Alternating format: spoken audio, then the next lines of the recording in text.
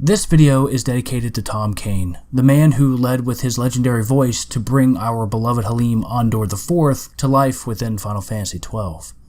A man whose extraordinary voice defined our childhood growing up has sadly passed away on May 18th of this year. Rest easy, Uncle Halim. We'll look after Brazier before you and keep Ivalice safe.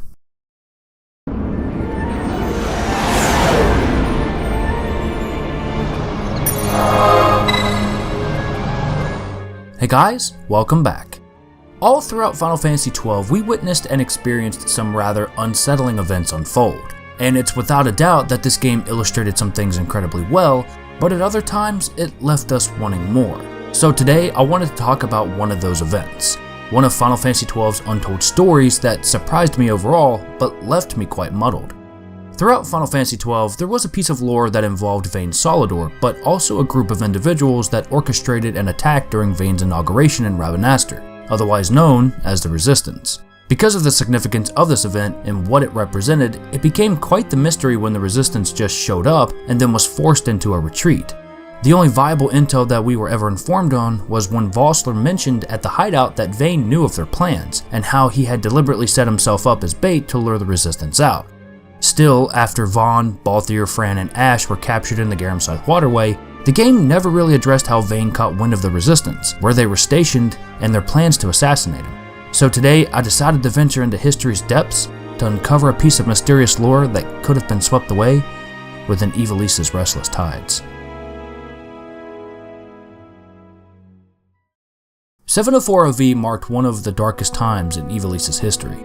Historical records revealed that the years between 700 OV and 704 OV were events that described a time known as the Death of Kingdoms.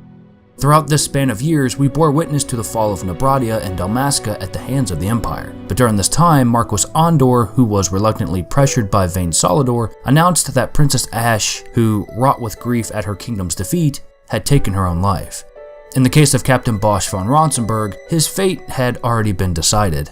For incitement of sedition and the assassination of King Romanus, the captain was found guilty of high treason and put to his death. With the Dalmascan princess declared to have committed suicide, Dalmasca, now devoid of an heir to the throne, fell into uncertainty, thus allowing for the Empire to continue their invasion forward unimpeded, as to claim their rule over Dalmasca. 2 years had passed since the fall of the two great kingdoms, as their lands were placed under direct control of the Empire. But during what may have seemed like a time of tranquility, the stifling peace in its infancy was shadowed over by war's bitter end. However, Dalmasca would soon find that Archadia appointed one of its elected officials to become consul of Rabanastre. Though the exact date of this grand occasion was unknown, Rabanastre's streets would soon find more Imperials on watch than ever before, as a parade and feat were planned to commemorate the new consul. As the main gates were closed as part of the heightened watch, while other parts of the city were off limits, there was a nervous energy that ran throughout the city as the consul's inauguration was about to commence. Crowds of Dalmascans gathered at the northwestern part of the city around Rabanastre's elegant cathedral, where a grand parade once celebrated the wedding of Princess Ashe and Prince Rassler, but this time the festivities were meant to welcome the individual who would take on the role of overseer of Dalmasca. With word spreading quickly throughout Rabanastre, it was known that a highborn, or rather one of noble lineage, was going to become the new consul, but for it to be Vayne Carridus Solidor, the son of the Emperor himself, was something no one expected. As the ceremony commenced, an enveloping silence settled over the populace. However, given to the Imperial speaker's pompous attitude, the introduction was cut short. Visibly displeased with the overly formal and arrogant tone of the presentation, Vayne stepped forward alone, taking matters into his own hands. Striding forward with purpose, he stood tall at the center of the parade's carriage, casting his gaze over the residents of the city, where a moment of stillness swept across the gathering. It was here that Vayne chose to address the crowd directly, to gauge the level of resentment that the people of Rabanastre felt towards the Arcadian Empire, and himself as its representative.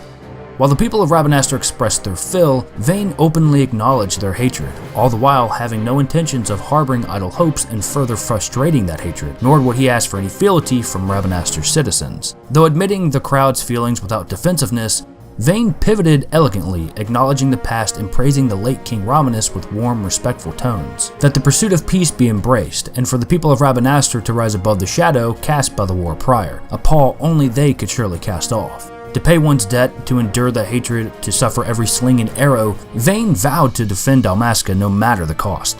To honor the memory of the late King Rabanus and Princess Ashe, the hopes of Rabanastur's new consul now rested in the hands of its people. Gratified by this acceptance of the citizens, Vayne took pleasure in reveling in Rabanastur's surroundings before being introduced to the patron for whom would be providing this evening's grand feat, and who would be a better candidate than our favorite merchant, Magello. However, due to Vayne's informal demeanor, Magello felt uneasy, not wanting to disrespect the new consul, especially considering that the Empire would judge anyone in accordance with the Arcadian law, now that Dalmasca falls under that rule. Though respectful of the patron's approach, Vayne reassured Magello that the right to become emperor was not solely determined by royal blood, but rather by the will of Arcadia's people, and given that Vayne was pretty much just an elected official and nothing more. Due to Magello's fondness for formalities, Vayne proposed a simple yet eloquent solution, a remedy if you will. Instead of addressing him as Lord Consul, Magello could join him during the banquet and drink until he felt comfortable calling him by name. Though reluctant to the offer, Magello bowed his head as Vayne turned and made his way towards the royal palace. As the eventide loomed over the city, the grand feat was about to begin as Vayne stood in the consul chambers, overlooking Rabanastur as Gabranth accompanied his side, complimenting the impression Vayne had given the people of Rabanastur hours before. However, it was unlike Gabranth to fawn over such trivial matters, as it seemed that a more pressing concern was on Vayne's mind.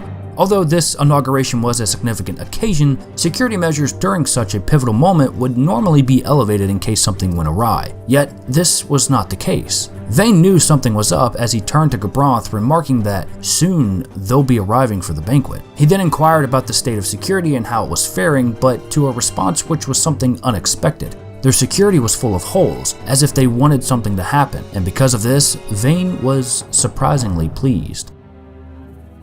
As early hours of the night gleamed over the palace, commotions could be heard from within the courtyard as what appeared to be about 100 rebels storming the 4th Southern Road as Imperial soldiers awaited them as if they knew they were coming. What ensued was arguably described as yet another bloody page in Ivalice's dark history. Rebels and Imperials clashed, swords ringing against one another as opposing sides suffered losses. However, the Imperials had a trick up their sleeve to quickly turn the tide of battle. Out of nowhere, a mortar struck the ground, killing a significant portion of the rebel forces and even claiming some of the lives of the Imperial infantrymen as the palace shook from the blast's shockwave.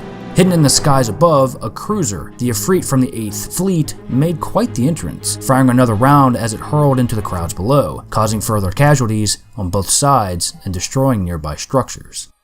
Witnessing the destruction of the rebellion from afar, Vayne ordered Judge Geist, whom was commanding the Ifrit, to extinguish the remaining members of the resistance, and to finally lay waste to the spark that the rebellion ignited 2 years prior, smoldering whatever progress they had hoped they had made. The situation was dire, and with the resistance battered and beaten, as soldier after soldier fell to the Imperial forces, and with pressure being forced onto them from the 8th Fleet from above, the resistance had no choice, as the leading general Vossler Ivalice signaled for the remaining forces to fall back. Although their infiltration into the palace had gone smoothly, something just wasn't right. The Imperial presence seemed to have been prepared in advance, and the placement of the Ifrit was just too convenient. From the outset, the surprise attack had been destined to fail, and while this vexed Vossler, he acknowledged that victory was impossible and ordered for everyone to fall back.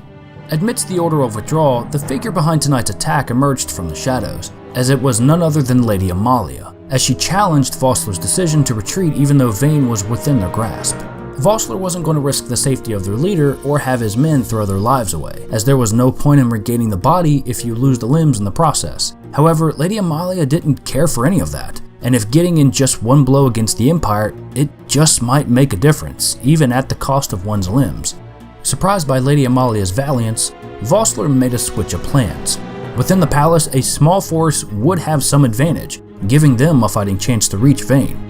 Nevertheless, Vossler had to make a choice and ordered Donnie and Amadio, which were 2 members of the remaining resistance, to use the waterways and accompany Lady Amalia as she made her escape. Where they stood, Amalia was shocked by their captain's decision, as Vossler explained to her that even though they made it this far, she probably wouldn't have even seen Vayne, much less strike a blow to him. It appeared that Amalia didn't understand Vayne all too well, as he was lauded by friend and foe alike as a devious politician, a skillful leader and administrator, as well as a military genius. and it was only right to wait until another time came to strike if there was any hope left in restoring the kingdom of Dalmasca. After years of planning, the one chance to take down the one person who took everything from them was now foiled. A distraught expression covered Lady Amalia's face, a look that reflected a sense of grief and refusal to accept defeat. Cuffing her hands, she left with an apology before disappearing into the shadows, and feeling unworthy of her words, Vossler stood defiantly, showcasing the garrison of Imperials charging relentlessly towards him. He declared that only those without fear should face him, warning that anyone whose heart was even slightly clouded would be smashed to pieces. Even though Lady Amalia was safe from the Imperials, all seemed fine as Donnie, Amadio, and Amalia made their way through the Garamsif waterway to safety. However, something just felt awry as Amalia couldn't help but feel confused at the failure of their plans they had constructed over the past 2 years. How did the Imperials know when they were going to strike? The level of defeat was immense, and it just didn't add up. However, things were about to go from bad to worse. As the group gained further passage into the waterway's labyrinth, Donnie suddenly stopped in his tracks as if something was wrong, to which Amalia questioned him about his sudden action. It seemed that Donnie knew of something as he turned to Amalia to confirm something he had suspected for some time. Amalia? No. Princess Ashe, he said, as a shocked expression came across Ashe's face. It seemed that Donnie had it all figured out. What gave it away, and how did they find out? Well, stepping back from what the game leads you to believe, there was more happening behind the scenes that we all clearly don't know about. On the eve of when Marquis Ondor falsely declared Ashe's death, that same day the Resistance was formed. Though Vossler took Princess Ashe underground, the Resistance was small at first, which composed of remnants made up from the Order of the Knights of Dalmasca, but pretty much grew as time went on. I'm guessing, though during this time Vayne obviously knew that Princess Ashe was still alive, and only waited for the perfect time to infiltrate the Resistance, placing in Imperial informants as they reported back to Vayne, giving him all the intelligence on their strategies, tactics, everything. However, the two informants Vayne sent into the Resistance were in fact Donnie and Amadio, whose true intentions Vossler was unaware of. It's here I would assume that they became deeply entrenched in the Resistance and eventually became Vossler's most trusted soldiers. So if by some chance that their plan was to fail during the surprise attack during Vayne's inauguration, Vossler would have likely chosen his best men to escort Princess Ashe to safety. I mean, to me, this line of reasoning makes the most sense when you consider the situation overall. Anyways, following the escort, Ashe quickly caught on knowing that there were traitors within the Resistance, as Donnie signaled for the Imperial infantrymen to surround and capture the princess. Grabbing a hold of her cloak, Ashe declared as long as Dalmasca has her pride, but before she could even finish, Donnie quickly insulted the princess, saying that Dalmasca was already in ruins and that her pride was nothing but sand. This taunt, however, angered Ashe as she wasn't going down without a fight as she drew her sword, throwing her cloak into a nearby Imperial soldier, catching him off guard before leaping into the air, hoping to escape.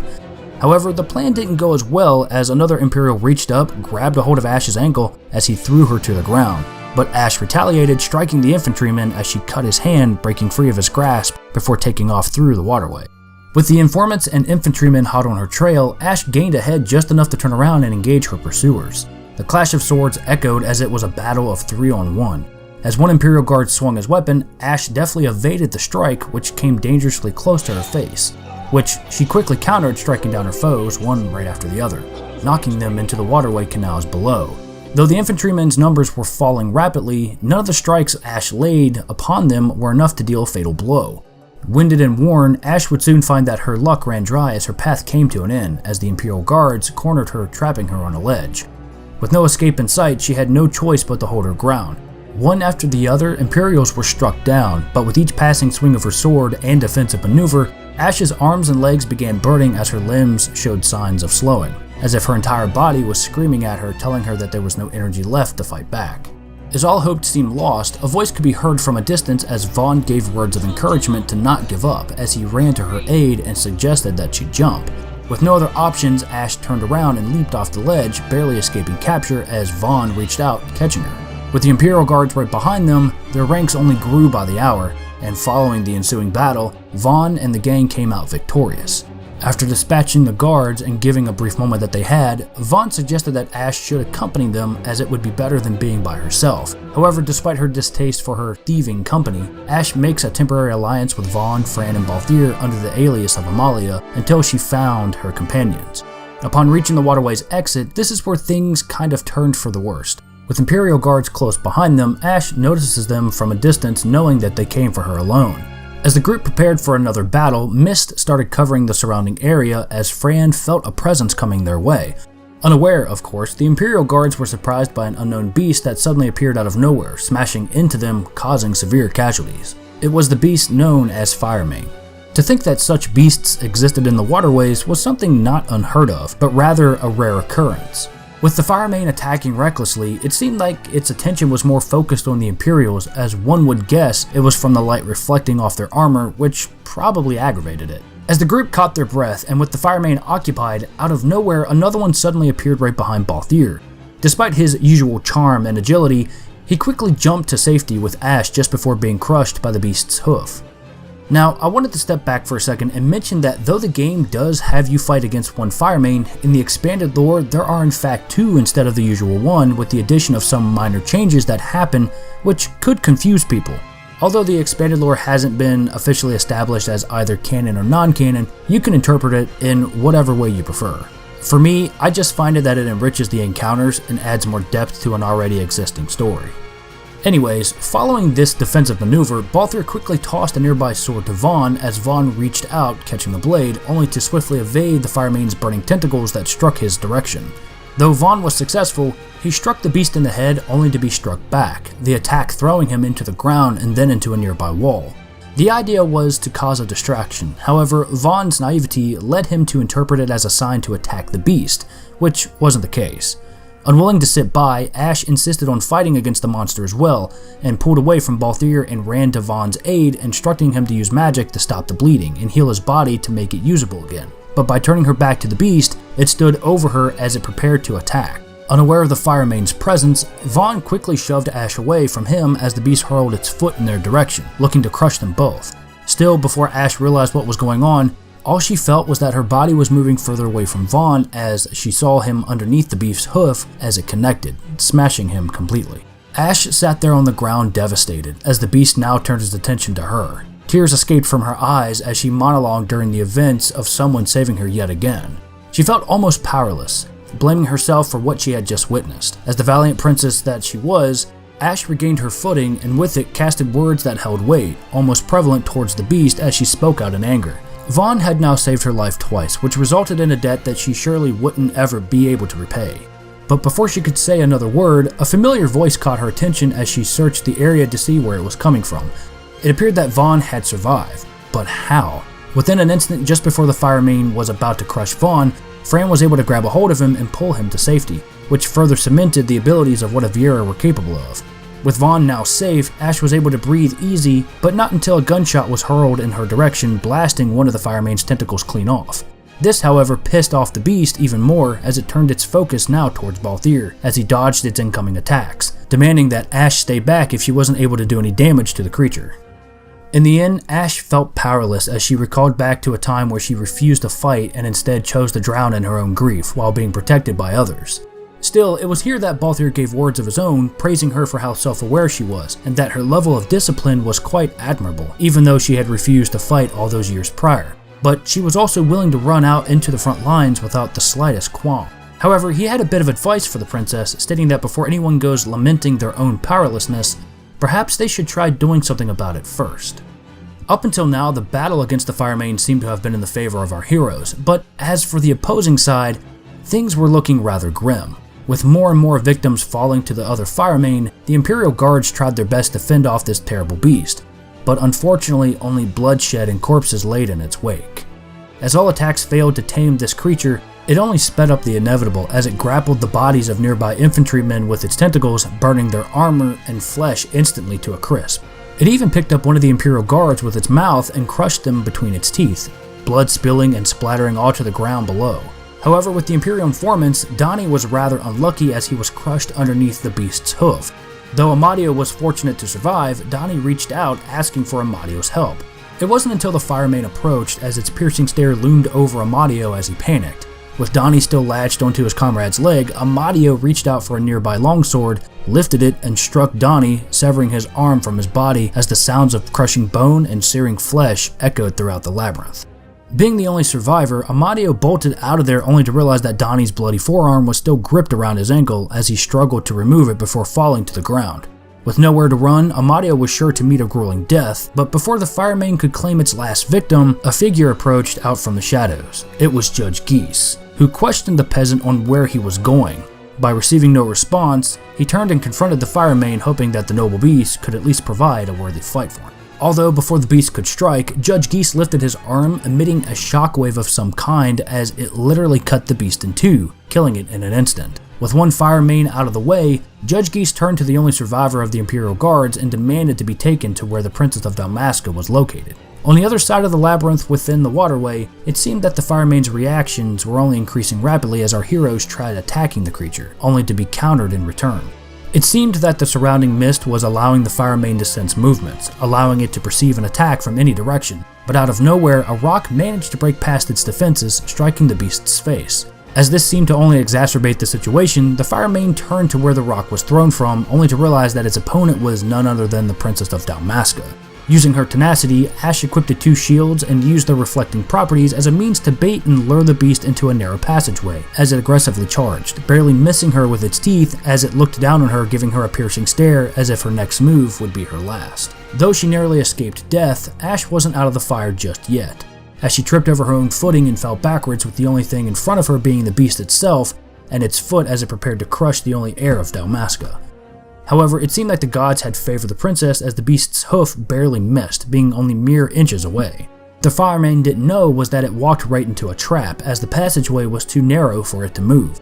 As the attention was focused on the beast, Balthier emerged from the shadows as he fired with his Altair, blinding the Firemane in the right eye, thus giving Fran ample time to get up close and hit the beast in its blind spot, striking it with one of her mist abilities. Due to how effective Fran's misconduction was, the Firemane's flames, which were known to be impossible to measure, were no match for such an attack. And with the slight toss of her palm, the fiery stallion was frozen instantly, and due to its sheer size, was crushed underneath its own weight. Where the beast who was hidden by the mist was vanquished by such misconduction, the battle with the Firemane came to an end as the fire spirit disappeared into the bowels of the waterways labyrinth. Though the victory was short-lived, unfortunately Vaughn, Fran, Balthier, and Ashe were surrounded and subdued by Arcadian Imperials and captured on sight. Apprehended and paraded through the corridors of Lowtown where curious onlookers gathered, eyes wide with intrigue, whispers of speculation could be faintly heard. Ashe was separated from the group and taken to the Dreadnought Leviathan, while Balthier, Vaughn, and Fran faced an uncertain fate, to be imprisoned within the foreboding confines of Nabona dungeons.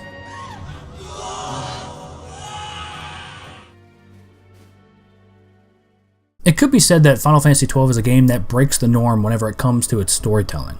While it does leave certain plot points open to interpretation, the expanded lore does a good job of filling in those gaps that were previously unclear. Although the expanded lore serves as an interpretive adaptation rather than a strict retelling of Final Fantasy XII's overall story, it does in fact follow the core plot and game's events while adding in what I would call adaptation expansions. Sure, it deviates from numerous in-game details while adding more context to others and amping up certain elements. However, I would like to view the events in the expanded lore as something that occurs behind the scenes, rather than as direct experiences from the game. In this sense, it acts more of like a supplementary tie-in to the overall narrative. While I can see the arguments against that, given that in the game and expanded lore the end results are dealt differently, but the reason for why the expanded lore goes to the extreme as it does is because of how it utilizes the narrative. It provides a convenient way to involve the Imperial traders, provides a better pacing and action in the visual medium, especially in regards to its storytelling. And the best part about it is it actually doesn't contradict the original narrative and gives players different perspectives or angles whenever it comes to those moments.